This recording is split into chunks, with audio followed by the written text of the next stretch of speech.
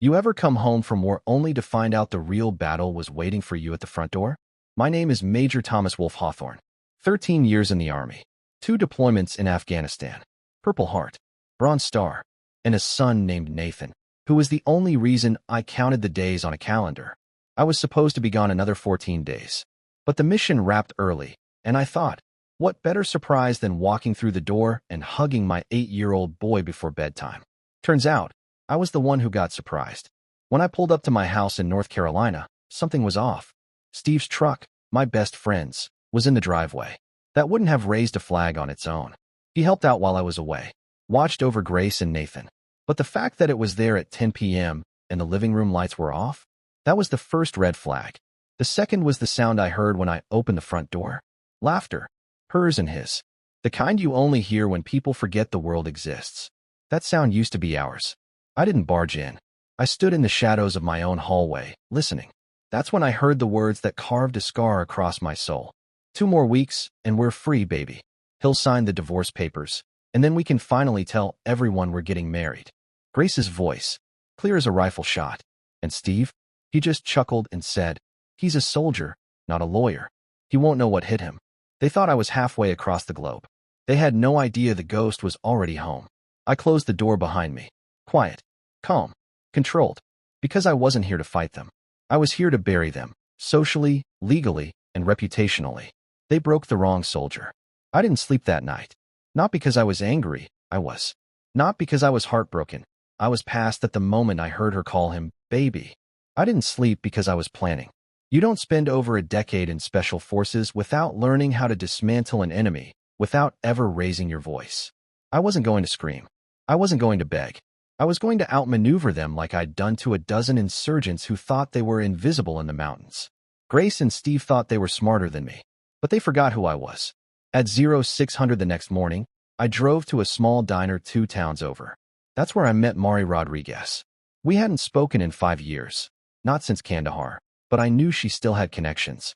Former intel officer. Smart, resourceful, quiet as a shadow, and twice as deadly.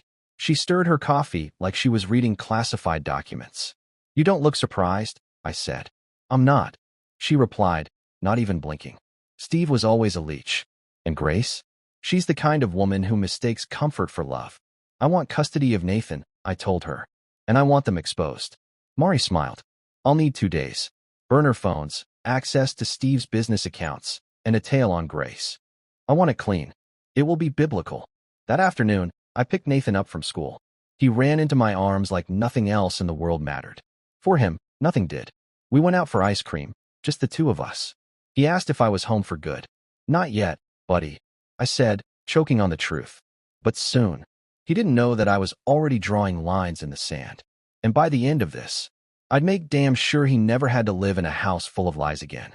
By the next morning, Mari had already sent me the first package of evidence. Photos, text messages, bank transfers. Grace wasn't just emotionally involved with Steve, she was financially tangled up in his failing business too. Turns out, she had quietly funneled nearly $30,000 from our joint savings into his startup under the guise of emergency home repairs while I was overseas. And Steve, the man I once trusted with my life, he was using my name, my military reputation, to secure veteran-related grants for his tech business. Fraud. Plain and simple. I remember sitting in my truck with the folder Mari gave me. My hands weren't shaking, but something inside me was rattling hard. This wasn't just betrayal. This was a coordinated attack on my character, my future, and my son's stability. Mari called that night. We've got enough to start pushing pressure points, she said. You want to go legal first or public? I stared at the ceiling in my motel room. Legal, I said. Nathan comes first. I want full custody. I want her credibility shredded. But no chaos. Not yet. You're thinking long game? I always do. Mari gave me a name, Lorraine Keene. Top-tier family lawyer. No nonsense. Former JAG. The kind of woman who didn't blink at complex custody cases. The next day, I handed Lorraine the file. She looked at me over her glasses and said, "They think you're just a soldier. They have no idea they just poked a tactician." Exactly, I said. And I don't want a truce. I want a surrender. Nathan stayed with me that weekend. We played catch, watched old Batman cartoons, and ate too many pancakes. Grace didn't even call once. She was too busy planning a wedding with a man who had no idea that the altar was about to collapse beneath him. Grace and Steve threw an engagement party. Yeah, you read that right. 2 weeks before my original return date, they rented out a lakefront house, invited mutual friends, and posted carefully curated photos online, captioned with things like, "Fate has a funny way of bringing the right people together." They thought I was still in Kabul. They thought I was too far away to see the betrayal on full display. They were wrong. Mari intercepted the invite list and quietly slipped me a location and time. "You sure you want to do this now?" she asked. "Could blow your element of surprise." "I'm not walking through the front door," I said. "I'm sending a message." She grinned. "What kind?" "A quiet one. One that'll rattle their bones before the real storm hits." That weekend, I had Lorraine file for emergency custody of Nathan based on financial misconduct and potential endangerment. Meanwhile, Mari had already uploaded a sealed tip to a military fraud investigation hotline, with every detail of how Steve was leveraging my veteran status to get government money. And at the engagement party, they got a visit from a process server, right in the middle of Steve's champagne toast, while he was raising a glass to new beginnings. A man in a suit handed Grace an envelope. Steve got one too. From what I heard, Grace tried to keep smiling, until she opened the envelope and saw the court summons. Steve turned pale. Half the guests thought it was a prank. The other half started whispering. 2 hours later, their special day was trending in the worst way possible. Local vet's ex-wife and friends served at engagement party, suspected financial fraud and custody dispute in progress. I didn't post it. I didn't have to. Truth has a way of spreading when the right match is lit. They lit it. I was just making sure they burned. 2 days after the party, Grace finally called me. First time since I'd been back. She didn't know I'd heard everything. Didn't know I'd seen the receipts, the texts, the lies. She thought she still had a card to play. "Tommy," she started, using the name she only used when she wanted something. "I didn't expect to hear from the courts so soon. We should have talked first, like adults." I let silence hang between us. She kept going. This whole custody thing, it's going to confuse Nathan. Let's not make this ugly." That's when I finally spoke. "It's already ugly, Grace. You just didn't expect the mirror."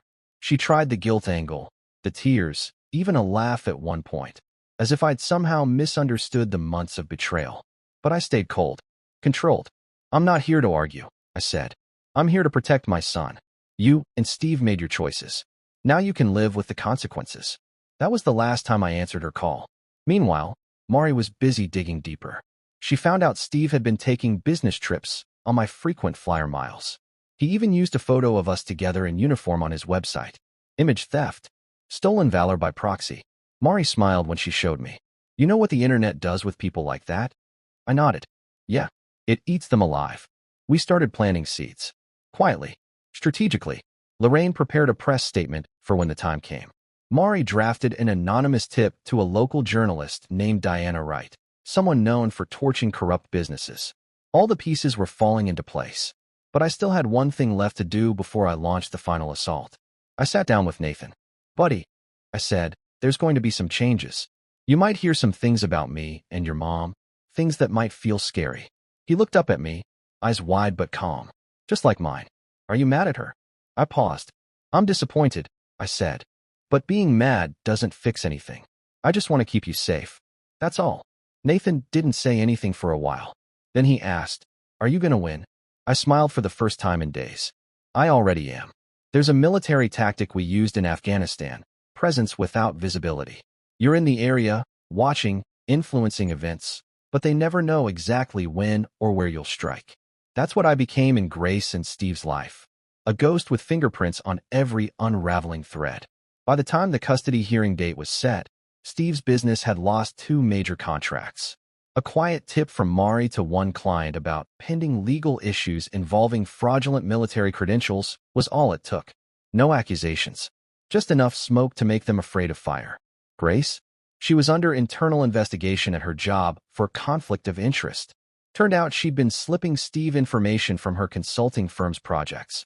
Mari found proof in their shared Google Drive. Meanwhile, I kept showing up for Nathan. Every school drop-off, every homework assignment, every Little League practice. Grace began to notice the shift. The more she lost control, the more she tried to claw it back. She sent long, apologetic texts, offered settlements, Told mutual friends I was trying to ruin her life out of spite. But the truth? I didn't need to say a word. Everyone could see what was happening. One day, Steve tried to confront me at Nathan's school pickup. He walked straight up to my truck, tried to play it cool, hands in his pockets. "We were going to tell you," he said. "It just had happened." I looked at him like he was already buried. "You used my son. You used my name. And you used my trust." He tried to smirk. "You think you're the victim here?" I stepped closer quietly. "No," I said. "I'm the reckoning." He didn't follow me after that. Nathan climbed into the truck, smiling like nothing happened. And that's when I knew I wasn't just winning. I was turning the battlefield into a graveyard for their lies. Diana Wright wasn't just a journalist. She was a scalpel disguised as a pen. Mari had worked with her once before during a military cover-up investigation, and when we handed her the file on Grace and Steve, every screenshot, every financial transfer, every fake veteran statement, Diana's eyes didn't blink. She simply asked, "When do you want this to go live?" After the custody hearing, I said, "Let them show their best face in court first. I want the fall to be public." She nodded. "Understood. I'll write the story. You write the ending." The custody hearing was set for Friday. Grace showed up in a soft blue dress, holding Nathan's hand like a shield. Steve sat 2 rows behind her, trying to look like a supportive stepdad instead of a parasite. I came alone. Lorraine handled the fire. She presented financial records Grace tried to hide. She introduced character witnesses from my unit who testified to my fitness as a father. Mari even submitted anonymous testimony, carefully worded, to confirm Grace's misconduct. Then came the turning point. Lorraine played a video clip. It was from a nanny cam I'd left running in the house before I deployed. Grace had forgotten about it. The clip showed her yelling at Nathan one night, calling him just like your father, cold, distant, robotic. He'd been crying because he missed me. The courtroom went still. Even the judge looked shaken. Grace tried to recover, claiming emotional stress, but the damage was done. The court granted me full physical custody pending further review. Grace got weekend visitation under supervision. Steve didn't say a word as they left. But the moment the door closed behind them, Lorraine leaned toward me. "You just won the first war." I didn't smile, because the second was about to begin. That night, Diana published the article, "Veteran Betrayed," the story behind the engagement that shocked a community. Names redacted. But the town knew. Everyone did. Grace lost her job the next morning. Steve's investors pulled out that week. And Mari? She looked at me and said, "Ready for phase 3? I nodded. It was time to finish what they started. By Monday, the fallout had begun to snowball. Grace's phone number was leaked. Not by me, not by Mari, but someone on the internet who connected the dots from Diana's article. Her LinkedIn was flooded with comments. A local PDA group removed her as a volunteer. Her email? Screenshot and canceled. Steve's business license got flagged for audit. Someone reported him for claiming disabled veteran status on a government form, a status he never earned.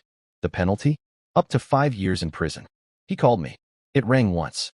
Twice. I picked up. "You need to tell your people to back off," he hissed. "This is harassment." I leaned back in my chair. "You want the truth, Steve? I haven't done half as much to you as you did to me. But if you think this is harassment, you're not going to survive the consequences." Click.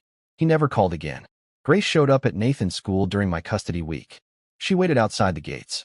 When she saw him walk out with me, she knelt down and cried out, "Baby, I miss you. Come give mommy a hug." Nathan froze. He looked at her, then at me. I didn't say anything. He turned away. She screamed after us, sobbing, begging. But I didn't stop walking. Not because I hated her. God, I wish it were that simple. But because Nathan deserved peace. And she had become a hurricane. That night, Mari sent me a message. Phase 3 complete. All assets traced. Hidden account exposed. Ready to drain. I authorized it. All the money she funneled into Steve's business? She tried to hide it in a secondary investment fund. We froze it legally through court injunctions. The last dollar she used to betray me was now evidence. They thought betrayal was a moment. I made it their legacy.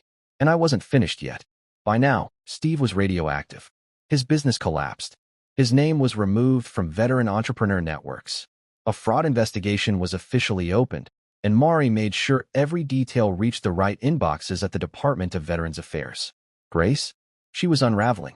I heard she was living with her sister, using a burner phone, and trying to sue Diana Wright for defamation, which, of course, didn't hold up. Everything Diana published was backed by records and screenshots. Grace had signed her own death warrant when she forgot the first rule of betrayal. Never leave a trail when your enemy knows how to follow it. Nathan had started sleeping better, laughing more. He'd stopped asking about his mom. I didn't poison him against her. I didn't have to. Kids see the truth when adults stop lying. Then came the last breach, one Mari had warned would be messy. She traced a paper trail to a fund set aside for Nathan's future. A fund that Grace had quietly drained over the last year to finance her new life with Steve. She thought I wouldn't notice, until the account had just $47 left. I filed a formal motion in court to have her financial rights over Nathan terminated. The judge didn't even hesitate. That was the moment I saw something break in Grace for real. She showed up at the next hearing looking like a shadow, sunken cheeks, hollow eyes, no makeup, no mask. She didn't even look at me, just stared at her hands, fingers twisting like they were searching for something to hold on to. But the air was empty. I told the court I wasn't seeking alimony or retribution, just full, permanent custody, and a legal block on any future decisions involving my son's education, finances, or health being in her hands. Grace didn't contest it. She didn't even speak. When we left the courthouse, Mari looked at me. You just won the war. I shook my head. No, I ended it. After the court ruling, Grace disappeared from public life. No social media, no job listings. Her name vanished from the places that used to carry it proudly. Consulting firms, charity boards, the yoga studio she once bragged about co-owning. Steve wasn't so lucky. He was arrested 3 weeks later for falsifying federal forms tied to veteran status. Fraud, wire tampering, misuse of military identity. The charges were stacked like bricks. Mari had made sure every piece of evidence was neat, time-stamped, and delivered anonymously. When I saw his mugshot, I felt nothing. Not joy, not vengeance, just closure. Nathan didn't ask about them anymore. He was too busy building Lego cities in our living room and getting excited about his next camping trip. I'd found a place to breathe again, a modest house near the edge of town with woods in the back and silence in the morning. I'd built a workshop in the garage, started volunteering with a local veterans recovery program, helping men like me rediscover who they were when the uniform came off.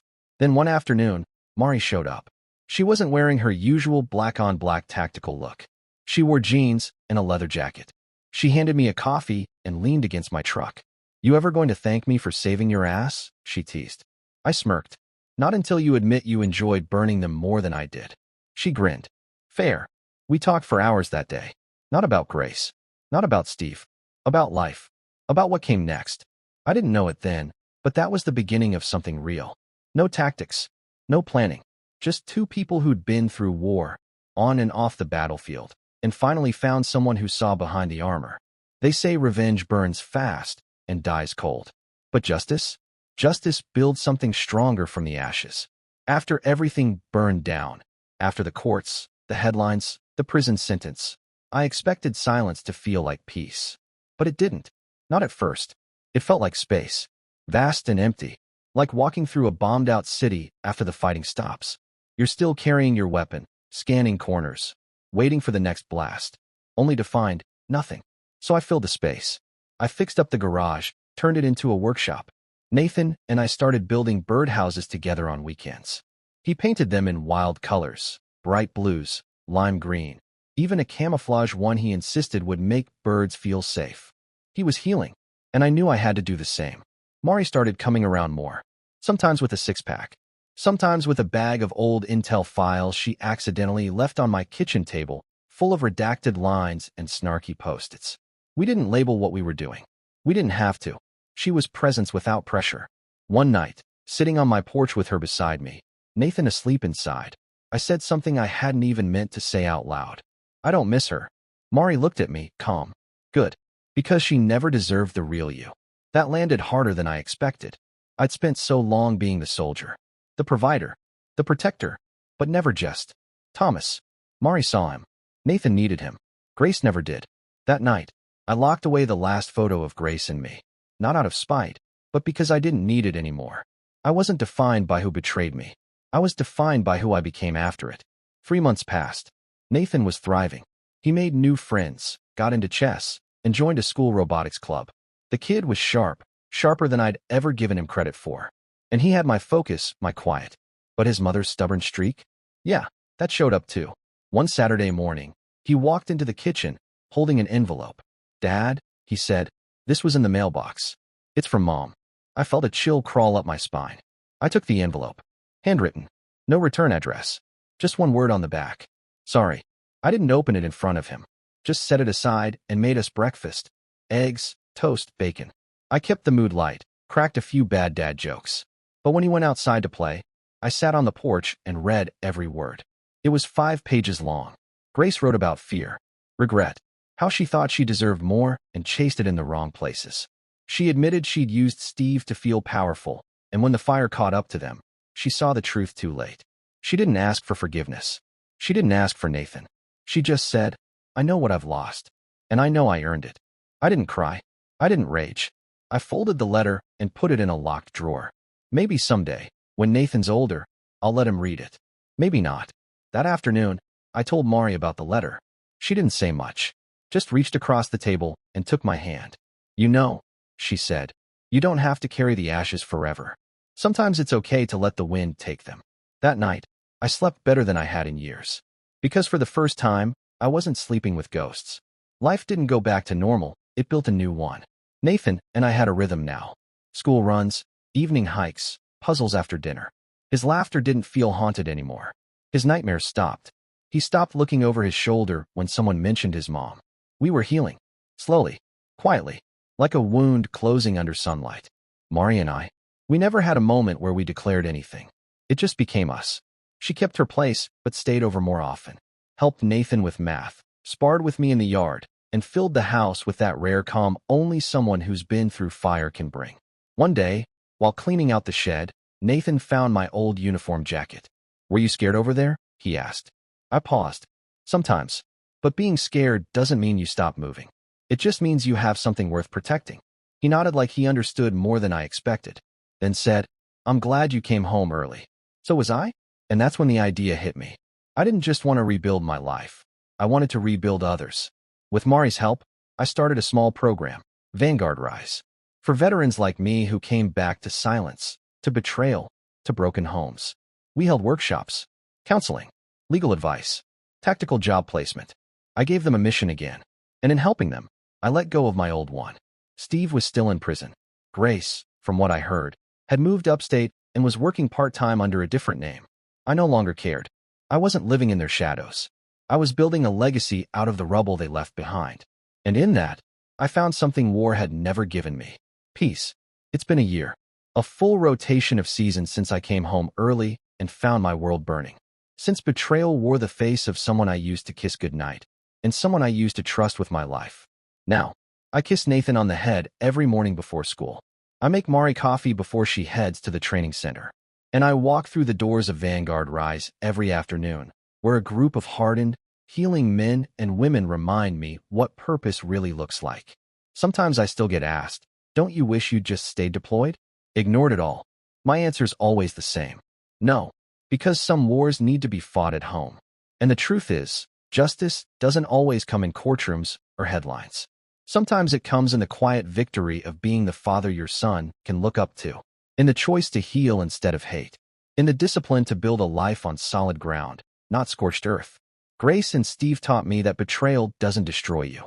What destroys you is letting their choices define your future. I didn't let that happen. Instead, I weaponized my pain, turned it into purpose, protected the only thing that mattered, my son. And along the way, I rebuilt something stronger than the marriage or the friendship I lost. A life rooted in truth. So if you take anything from my story, let it be this. When people show you their loyalty is for sale, don't waste time begging them to stay. Take the loss. Take the lesson. Then take the lead. Because some betrayals aren't setbacks. They're invitations to rise. If you enjoyed this story, make sure to leave a like. It really helps the channel grow and tells us you want more content like this.